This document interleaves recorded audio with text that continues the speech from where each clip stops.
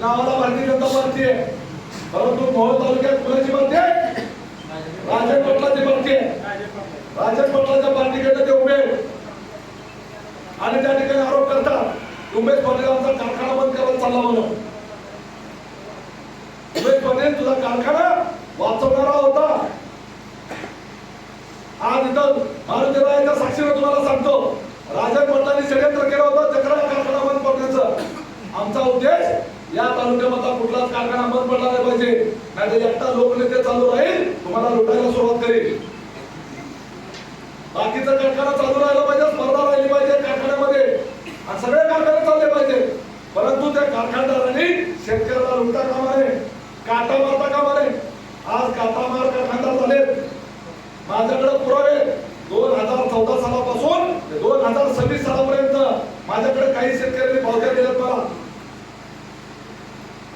आज त्या मोकळ्या ट्रॅक्टरचं वजन केलं तर 8 टन भरलं आणि 2 दिवसानं वजन केलं त्याच मोकळ्या ट्रॅक्टरचं वजन 12 टन झालं.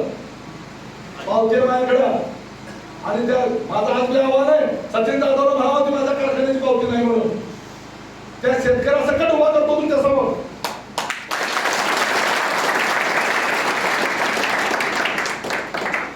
एका खेपाला 4 टन काटा भरतो.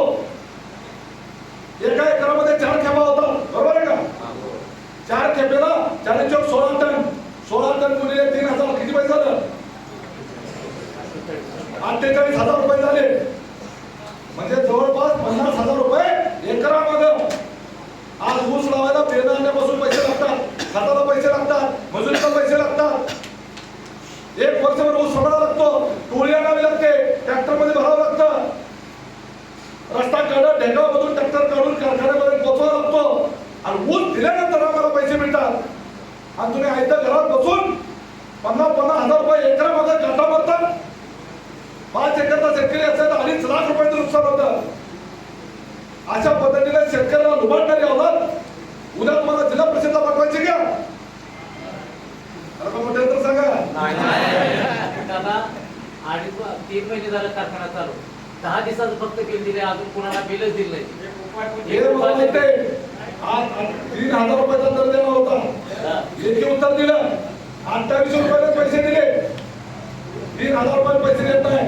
मी मगाशी आमदार साहेबांना सांगत होतो, बारामती अॅग्रो कुठं आहे कारखाना? आमच्या नरखेड पासून 150 किलोमीटर अंतरावर आहे. आमदार साहेब 150 किलोमीटरवर माझा एक पाऊस पेरा बारामती अॅग्रोनी रोहित पवारांचा कारखाना बारामती अॅग्रो होता ना. 3,500 रुपयाचा दर दिलाय. 3,500. 150 किलोमीटरवर ऊस केल्यानंतर 3,500 रुपये दर देऊ शकतात. तिथं बैलगाडीने तुमच्या दारात ऊस आहे आणि तुम्ही त्या ठिकाणी 2800 रुपये दर देता, वरले काटा होता. याला उपाय काय? याला उपाय मी काढलेला आहे. याला उपाय एकच आहे. मोहोळ तालुक्यात जेवढे कारखाने त्या कारखान्याला जाणाऱ्या रस्त्यावर रस्त्याच्या कडेला तुमच्या उमेदवाराचा जनता काटा उभा करणार.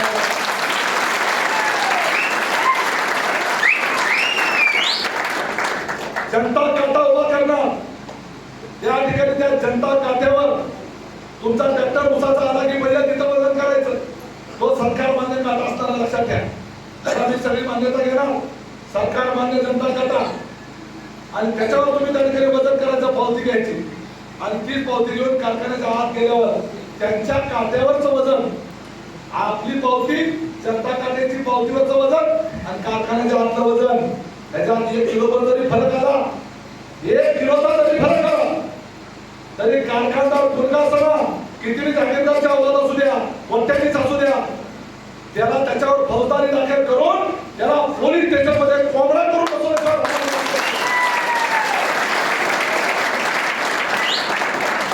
मला उमेश पाटील म्हणतात. लक्षात घ्या, कुणाच्या बापाला घाबरत नाही आणि कुणाला वेचत बी नाही आणि कुणाला मेहनत बी होत नाही. खाली नाही करून भेटलो काय करत, खाली नाही करून भेटलो त्यांनी त्याचा फॉर्म खाली करून घे.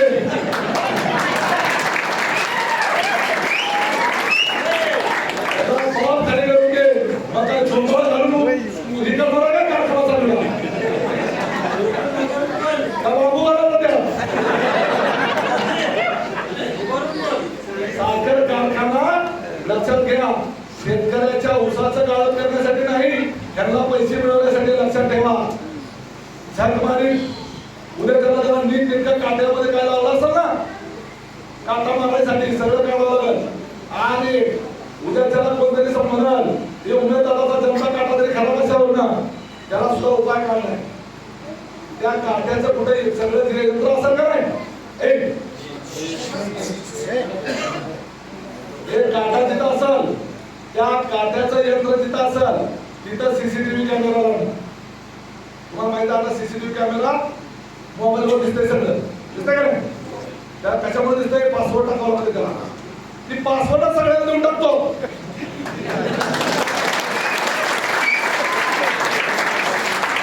फेसबुकवर टाकतो पासवर्ड ज्याला त्याला मोबाईलवर बघायचं कोण दुसरे का बरोबर आहे का विसरला तर रिवर्स करून बघायचं बरोबर म्हणजे सीसीटीव्ही मध्ये त्याच्यात कोण गडबड करताय का काढ्यात जाऊन हे सुद्धा तुम्हाला बघायची व्यवस्था करता येईल इच्छाशक्ती असेल काही करता येतं आणि इमानदारीने त्या ठिकाणी कमवा पैसे व्यापाराला व्यापार करा परंतु शेतकऱ्याच्या काळाचं ढोली खाणार असाल तर तुम्हाला सोडणार नाही एवढं लक्षात ठेवा आज कामगारांचा उल्लेख झाला मगाशी तर हा कामगाराला स्वतःचा वाढदिवस साजरा करतो आमदार साहेब आणि टी शर्ट देतो आणि टी शर्ट देतो आता त्या टी शर्ट वर फोटो कोणाचे त्याचे आणि एका टी शर्टचे पैसे वजा करतो पगारीनं 500 रुपये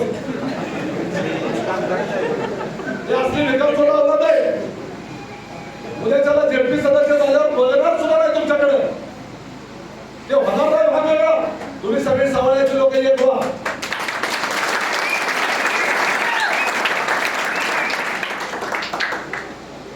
सतीशांकडे आता जाऊन आलो सगळे तुम्ही लोक एकत्र झाले ना आता तिथे टोचून आले म्हणजे झाले ना आम्ही आल्यासारखं कुठे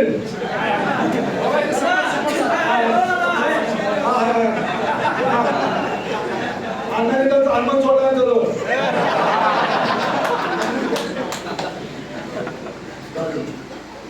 जरा समजून घ्या आता कुरुंदी सभा 8:30 वाजल्यात 10च्या सभा संपवायला लागते आमदार भाषण करणार आहे परंतु एक लक्षात ठेवा आधी दादाला श्रद्धा दिली म्हणून आपल्याला घड्याळावर मतदान करायचं विरोधात जरी असला एखादा घड्याळावर मतदान करायला का उद्या एखादं त्यांचं काम करणार आपला बाळू तिकडच असतो सांगा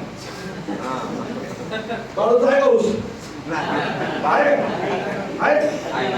आता मला सांगा त्याच्याबरोबर काम केलं म्हणून त्याच्या शहराला ट्रॅक्टर तिथं जाईल जेव्हा काट्यावर जाईल ती काटा म्हणणार आहे का आपल्या बाळाने मला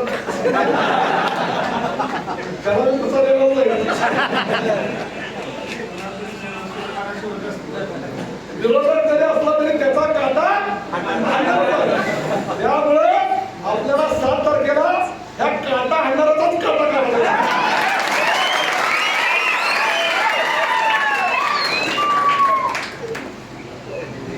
आता तुमच्या बघतो जे आमदार साहेब इथं आहे तुमचं फॉरेस्ट मध्ये बऱ्याच जणांचे घर आहेत ते फॉरेस्टचा प्रश्न तर लावणार आहे आमदार साहेब परंतु त्याच्याकरता आपल्याला थेट मुख्यमंत्र्यावर बैठक लावावं लागेल वनमंत्र्यावर आधी लावावं लागेल नंतर मुख्यमंत्र्यावर लावावं लागेल हे 50 वर्ष सतत 3 पिढ्या ते आमचे सवळ्याचे लोक त्या फॉरेस्टच्या मध्ये घर आहेत त्यांची सरकारी व्यवस्था सगळ्या राबवल्या तिथं आणि त्यांच्या नावावर उतारा देत आहे कारण ते बी फॉरेस्ट आहे त्यांना नोटिसा देतात तर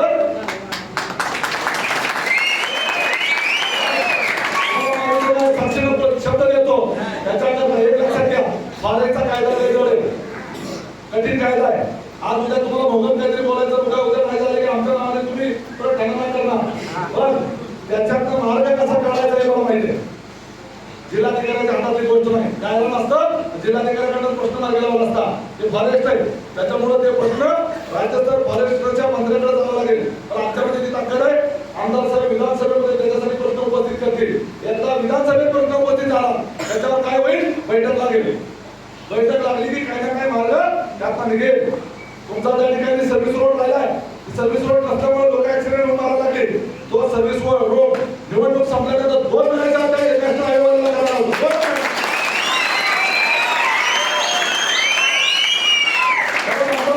तो सर्व्हिस रोड ऑलरेडी मंजूर आहे